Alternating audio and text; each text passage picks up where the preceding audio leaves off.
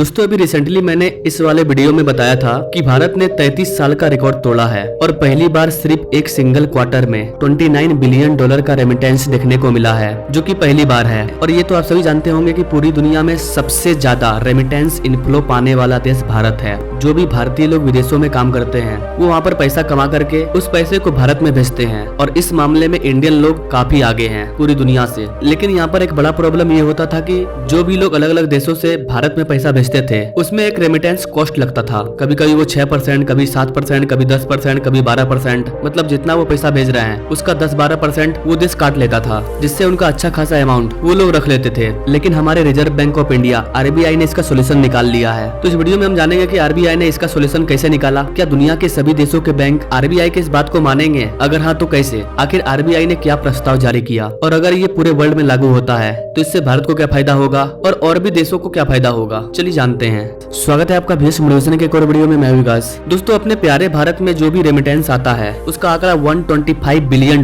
का है, जो कि दुनिया के हर देश के रेमिटेंस से सबसे ज्यादा है। लेकिन इसमें से भी 10 से 12 बिलियन डॉलर ऐसा है जो भारत अब तक नहीं आ पा रहा था। वो रेमिटेंस कॉस्ट के रूप में उसी देश में रह जाता था जिस देश से इंडियन लोग पैसे भेजने की कोशिश करते थे भारत में। लेकिन अभी क्या हुआ है कि RBI और NPCI ने मिलकर के WTO में एक प्रस्ताव दिया है। भारत के द्वारा एक प्रेजेंटेशन को जारी किया गया है कि कैसे रेमिटेंस कॉस्ट को रिड्यूस किया जा सकता है। अभी क्या होता है कि मान लीजिए आप अमेरिका में काम कर रहे हो तो वहाँ पर आप जो भी पैसा कमा रहे हो, अगर आप $200 से ज्यादा पैसा भारत भेजते हो अपने घर वालों के पास, उसमें से अमेरिका 10% काट लेता था, क्योंकि ये पैसा बैंक के माध्यम से भेजा जाता है। अमेरिकन बैंक से इंडियन बैंक में आएगा तो ऐसे केस में कोई बैंक 15 से 20% भी काट लेती है। तो इससे उन लोगों को काफी ज्यादा नुकसान हो रहा था कि उनका मेहनत का कमाई है और ये लोग सिर्फ भेजने के लिए इतना ज्यादा पैसा काट लेते हैं। तो भारत ने कहा कि जैसे हमने UPI सिस्टम को तैयार किया है, ऐसा ही हम लोगों को एक इंटरऑपरेबल पेमेंट सिस्टम को तैयार करना चाहिए, जिससे कि दुनिया का कोई भी व्यक्ति अगर किसी दूसरे कंट्री में जाकर के काम करता है तो वो अपने देश में आसानी से पैसा भेज सके, उसे कोई भी एक्स्ट्रा कॉस्ट नहीं देना पड़े।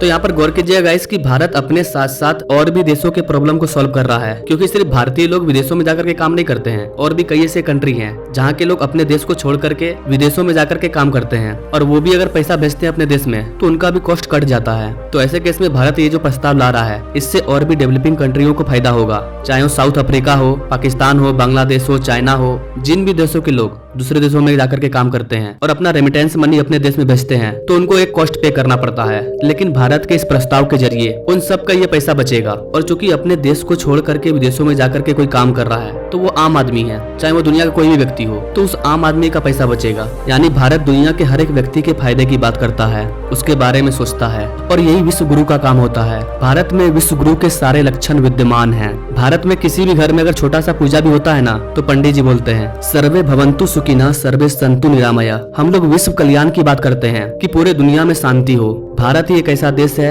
जो पूरी दुनिया में शांति की दुआ करता है, और RBI के द्वारा जो प्रस्ताव जारी किया गया है इस चीज ने फिर से इस बात को प्रूव कर दिया कि भारत विश्व गुरु है और विश्व के कल्याण के बारे में सोचता है। नौ इस बार जब अबू धाबी में WTO की मीटिंग हुई थी तो भारत ने इस प्रस्ताव को वहाँ पर प्रस्तुत किया था, और जितने भी डेवलपिंग कंट्री है उन सब ने भारत का साथ दिया था, क्योंकि जितने भी डेवलपिंग कंट्री है उनके कई लोग विदेशों में जाकर के काम करते हैं, तो इससे उनको फायदा होने वाला था, इसीलिए उन्होंने भारत का साथ दिया। लेकिन जो डेवलप कंट्री है वो ये चीज नहीं चाहते हैं, क्योंकि वो जो पैसा कट कर रहे हैं वो पैसा उन्हीं को तो मिल रहा है। लेकिन WTO में जिस भी प्रस्ताव के समर्थन में ज्यादा से ज्यादा लोग होंगे वो प्रस्ताव जारी किया जाएगा। अगर ये प्रस्ताव लागू होता है तो इससे भारत को सबसे ज्यादा फायदा होगा, क्योंकि सबसे ज्यादा भारतीय लोग विदेशों में जाकर के काम करते हैं और वहाँ से अपना रेमिटेंस मनी को भारत में भेजते हैं। भारत का कहना है कि डेवलप कंट्री के बैंक जो चार्ज काट रहे हैं ये एक तरह का टैक्स हो गया, कि पैसे को ट्रांसफर करने के लिए आप 10 से 12% काट ले रहे हैं। ये एक तरह से डबल टैक्स हो गया। जो भी इंडियन लोग विदेशों में काम कर रहे हैं तो वहाँ पर वो सरकार को तो टैक्स दे ही रहे हैं, इसके बाद जब वो अपना पैसा भारत भेज रहे हैं तो आप उसमें भी काट ले रहे हो, तो ये तो डबल टैक्स हो गया ना। और ये चीज हर डेवलपिंग कंट्री के साथ हो रहा है। भारत के 16 मिलियन से ज्यादा लोग ऐसे हैं जो विदेशों में जाकर के काम करते हैं और वही लोग अपनी कमाई को भारत में भेजते हैं। पूरी दुनिया में भारत का डिस्पोरा सबसे ज्यादा है कि भारतीय लोग विदेशों में जाकर के काम करते हैं। इस मामले में भारत नंबर 1 पर है। दुनिया के किसी भी कंट्री में चले जाइए आपको वहाँ पर इंडियन आदमी मिल जाएगा। तो यही सब कारण है कि भारत इस रेमिटेंस कॉस्ट को कट करने के ऊपर काफी ज्यादा जोर दे रहा है। दुनिया के जो भी बड़े बैंक हैं वो भारत के इस प्रस्ताव के खिलाफ हैं, क्योंकि उन बैंकों को इस चीज से सबसे ज्यादा फायदा हो रहा है। तो ये चीज आगे देखने को मिलेगा कि क्या होता है, WTO में प्रस्ताव पास होता है या नहीं होता है, ये चीज आगे देखने को मिलेगा। चांसेस काफी ज्यादा है पास होने के, क्योंकि दुनिया के कई कंट्री भारत को सपोर्ट कर रहे हैं, क्योंकि इनसे उनका भी फायदा है। उनको भी समझ में आ रहा है कि भारत सही बोल रहा है, इससे हम लोगों को नुकसान नुकसान हो रहा है, चाहे वो $2 बिलियन का हो चाहे $3 बिलियन का हो। छोटे कंट्री के लिए ये पैसा काफी ज्यादा है। तो गाइस आपको क्या लगता है, जो डेवलप कंट्री है क्या वो भारत के इस प्रस्ताव को मानेंगे? और ऐसे लेटेस्ट अपडेट के बारे में जानने के लिए हमारे चैनल से जरूर जुड़े। Now thank you for watching. मिलते हैं अगले वीडियो में नई जानकारी के साथ, तब तक के लिए जय हिंद।